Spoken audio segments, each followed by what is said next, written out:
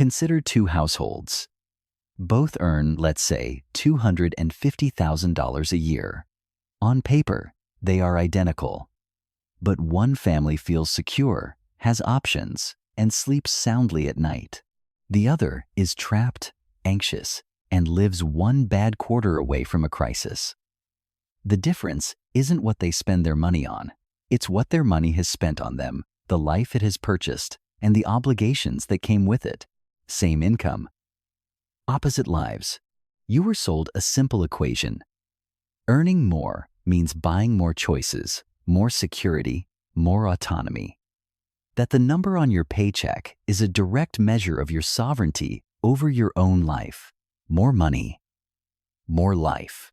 That is the most elegant lie in the modern economy.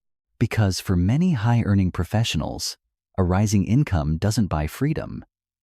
It just buys a more expensive, more comfortable cage with a better view. And the most insidious part is that you are the one who builds this cage. You lock the door from the inside, and then you convince yourself it's a castle. You do it willingly. You even feel proud of it. And I'm going to prove it to you not with opinions, but with the brutal mathematics of social obligation. You invested it. You invested it in a better life, a foundation for your family, a bigger house in a safer neighborhood with schools everyone said were the best, a more reliable, safer car, the premium health insurance plan, the maxed out retirement contributions, the annual vacation that became a non-negotiable family tradition, the one your kids talk about all year. You funded the music lessons, the travel sports leagues, the summer camps that would give them an edge. Each of these decisions felt like a step up. Each one was a rational, justifiable act of providing. You look at your life, and by every external metric, you are a success.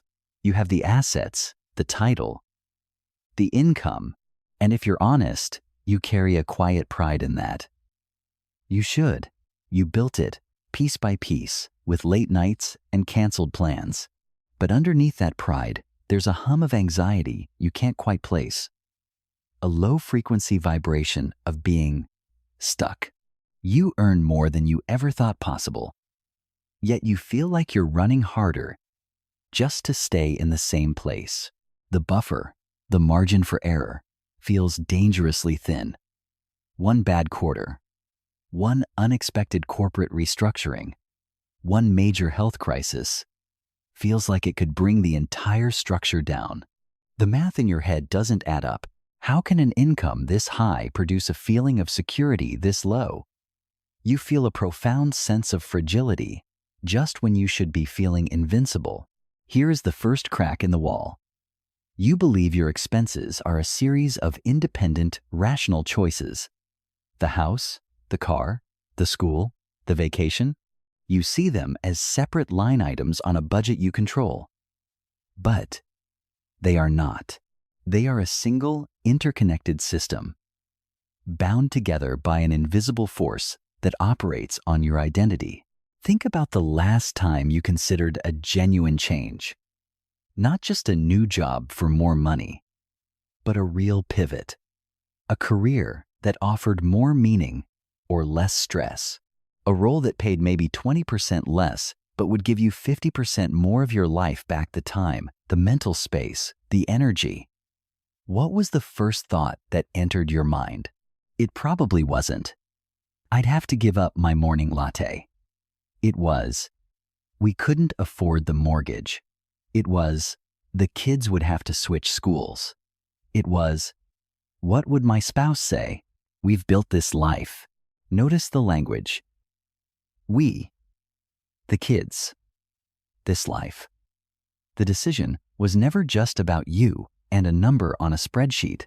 Your income has become more than a financial instrument. It's a structural support beam for your entire family's identity and social standing. Your salary isn't just paying for things. It's paying for a very specific reality. And the moment you try to change the salary, the entire reality threatens to collapse. That feeling of being trapped isn't a failure of budgeting. It's the first sign that you are experiencing a powerful, unnamed mechanism. The wound is this: your success has made you fragile. Now, let's name the machine that created that fragility. The mechanism is called expectation gravity. Gravity is a weak force that becomes overwhelmingly powerful with mass. You don't feel the gravitational pull of a chair or a table, but the mass of the earth holds you pinned to the ground effortlessly.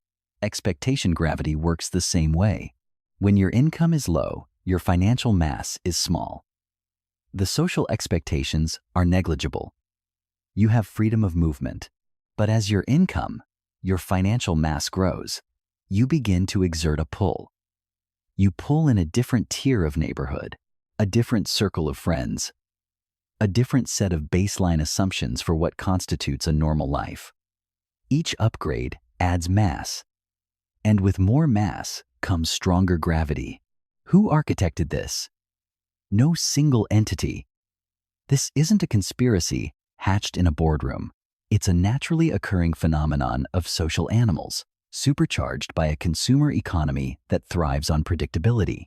The incentive structures of major industries, real estate, finance, higher education, automotive, all converge on a single point: to encourage you to convert your rising income into predictable, locked-in monthly payments. They don't see you as a person, they see you as a future cash flow. The real estate industry doesn't want you homeless, it wants you maximally housed. The auto finance industry doesn't want you walking, it wants you in the safest, most feature-rich vehicle your credit score will allow. They don't just sell products, they sell lifestyles, identities, and access to social circles, all of which come with recurring costs. The true beneficiary of this mechanism is any system that profits from predictable, high-level consumption. A population of genuinely free, high-earning individuals with low overhead and massive optionality is a terrible market. They are unpredictable. They might downsize, they might retire early, they might stop needing to signal their status with purchases. A population of high earners pinned down by their own lifestyle, however, is the perfect consumer.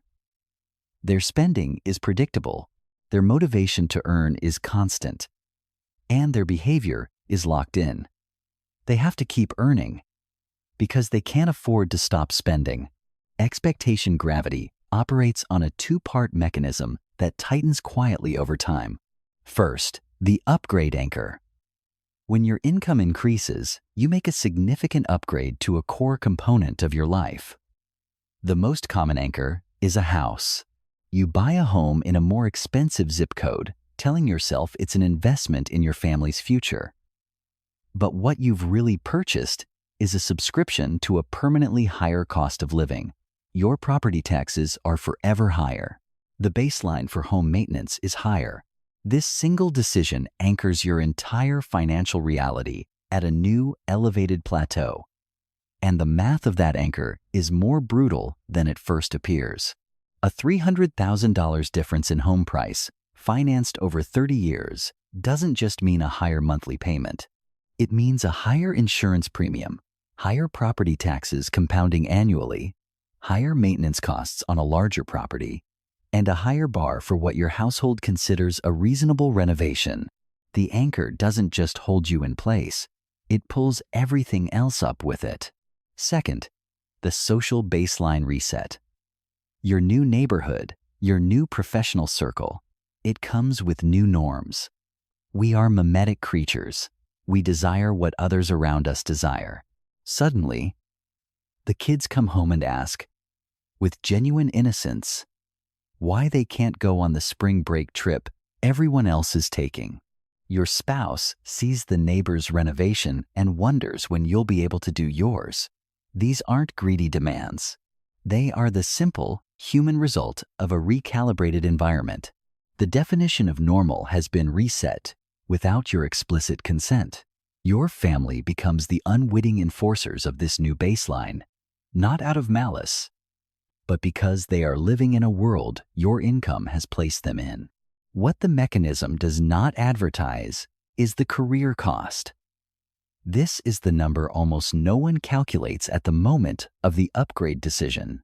A $300,000 mortgage increase translates, at current rates, to roughly $1,800 more per month. In principal and interest alone, add the property tax delta, the insurance delta, the maintenance delta, and the realistic all-in cost difference is closer to $2,500 a month. That is $30,000 a year in additional fixed obligations, which means the career decision you now face is not, do I want this job or that job? It is, can I afford to earn $30,000 less per year? For most households, the answer is no, not because of the mortgage payment specifically, but because of everything the mortgage payment anchors. The school district, the social circle, the baseline, the gravity, a career pivot that would have been a reasonable calculated risk at the old cost structure becomes mathematically impossible at the new one. The lifestyle didn't just cost money. It eliminated options. It foreclosed futures. It made certain decisions permanently unavailable, not through force, but through arithmetic. The question this raises, what happens when the person trapped inside finally does the math, is what I want to come back to. Because the answer changes everything. Let's watch this play out in a human scenario. Meet James. James is 45, a VP of operations at a regional distribution company. He and his wife have a household income of around $250,000 a year, illustrative numbers. But the pattern is real. 2 kids, 10 and 13. 3 years ago, they were living in a perfectly fine house in a solid suburb. Their mortgage was manageable. But a transfer to a new city gave them a choice. Replicate what they had, or stretch for the neighborhood. With the top-ranked public school system, they stretched. A house that, for our example, cost $850,000 versus the $550,000 they'd budgeted for. Their monthly payment went up by nearly $2,000. That's roughly $24,000 a year right off the top. Property taxes, tied to the higher home value, added another $8,000 annually. So in this illustrative scenario, that's a $32,000 a year increase just to exist in the new location before anyone bought anything extra. Then the social baseline reset began, slowly, and then all at once. In their old city, a vacation was a week at the beach. Here, the kids came home talking about their friends' trips to Costa Rica and ski resorts in Colorado. The unspoken pressure to keep up added roughly $5,000 to their annual travel budget just to feel normal. Kids' sports went from a few $100s a season to elite travel teams and private coaching, nearly $10,000 a year for both kids. The car that was perfectly fine in their old neighborhood suddenly looked out of place in a driveway full of new SUVs. James did the math one night. After a tense conversation about the cost of a summer program his daughter felt she had to attend. A rough estimate on the back of an envelope showed him the truth.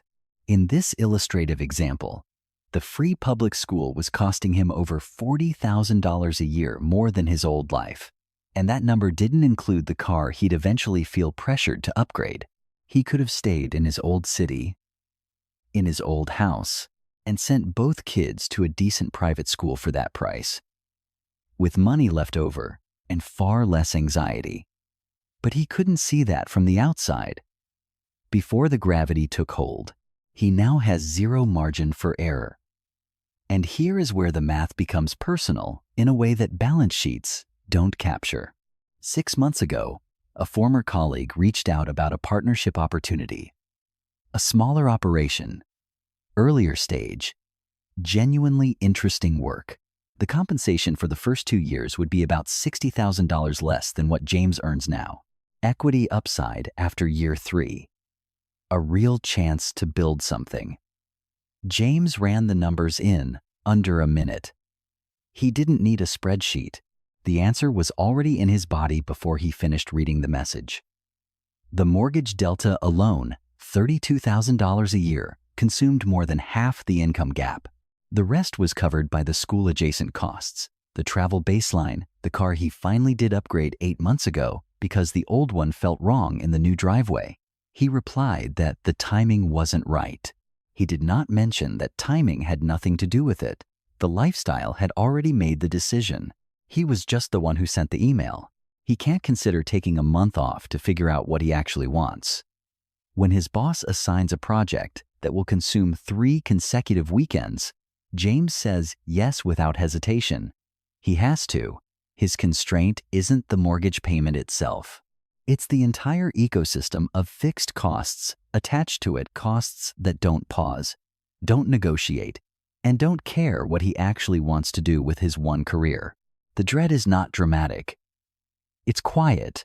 It lives in Sunday evenings, staring at the ceiling. It lives in the forced enthusiasm of Monday morning meetings. It's the flicker of resentment when his teenager casually asks for something expensive, followed immediately by a wave of guilt for feeling it. He is the engine of a machine he built with love. He is also its fuel. Now let's zoom out from James. Because this isn't his story alone. It's the story of a class. Think about it from the perspective of the broader economic machine. What is more valuable to that machine? A person who earns $250,000, spends $150,000, and builds true independent wealth and optionality? Or a person who earns $250,000 and is systematically guided to spend $240,000 on a mortgage, 2 car payments, property taxes, and a lifestyle that keeps them right on the edge? The incentives of the system tend to reward the second outcome. That person is a reliable, predictable engine of consumption. They fund property taxes, take out larger loans, buy more goods and services. They are also, often, a more compliant worker, less likely to quit, to challenge the status quo, to take entrepreneurial risks. They have too much to lose. Expectation gravity is the invisible force that herds the most productive members of society into golden cages, keeping them running on the wheel, powering the entire system while believing they are running toward freedom. The prisoners build it themselves and call it success. So we have to reframe the concept you walked in here with. The goal you were sold was a high income. You were led to believe that the number on your paycheck was the metric of success, the path to freedom. That is the wrong metric. It was always the wrong metric. The true measure of financial freedom is not your income. It is the delta, the gap between what you earn and what your lifestyle demands you spend. That's it. That's the whole game. A person earning $80,000 a year with a lifestyle that costs $50,000 is infinitely more free than a person earning $300,000 with a lifestyle that costs 29万美元. The first person can withstand a job loss, take a risk, tell a bad boss no. Their Sunday nights are their own. The second person is a king with no army, one paycheck away from abdication. Their high status is a performance, held together by direct deposit. They don't own their life. They are renting it, and the payment is due every Monday morning. The economic system's incentives are structured to shrink that delta for you, automatically. Every raise you get, expectation gravity is there, waiting to pull your lifestyle up right behind it, ensuring the gap your actual freedom remains razor thin. It achieves this by convincing you that the artifacts of a high income are the freedom, the house, the car, the vacation. But they are not freedom. They are obligations. They are anchors. They are fixed costs that reduce your ability to move, to choose, to walk away. This isn't about blaming your family. Your spouse, your children, they are passengers in a vehicle you are driving, living in a world you have chosen. They are responding rationally to the environment you've placed them in. The trap is the set of unquestioned assumptions, the social script that says love is expressed through consumption, that a good parent is one who provides the best of everything. Even if it costs the parent their own soul, you don't feel the cage. because it was built from the outside with things you chose, things you wanted, things you are genuinely proud of. That is not a coincidence. That is the design. A cage you resent is one you might eventually leave. A cage you're proud of is one you defend. You tell people about the school district. You show them pictures of the house. You talk about the team your kid made. The pride is real. The love behind every decision is real. And the cage is real. All three things are true at the same time. The mechanism doesn't need you to feel trapped. It just needs you to stay. The exit was always there. You just kept paying not to use it. What's the one responsible decision you made that quietly trapped you? Be specific. Now you know how it works. The stranger question is why no one explained it before, and who benefits from that silence.